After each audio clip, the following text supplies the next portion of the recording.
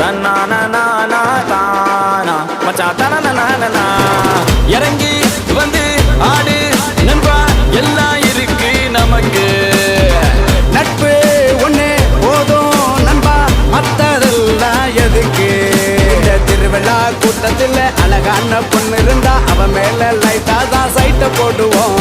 நண்பனோட காதலிக்கு அனகார பிரச்சனைனா நட்புக்காக வெயிட்டா தான் பைட்ட போடுவோம். நட்பே இருக்கு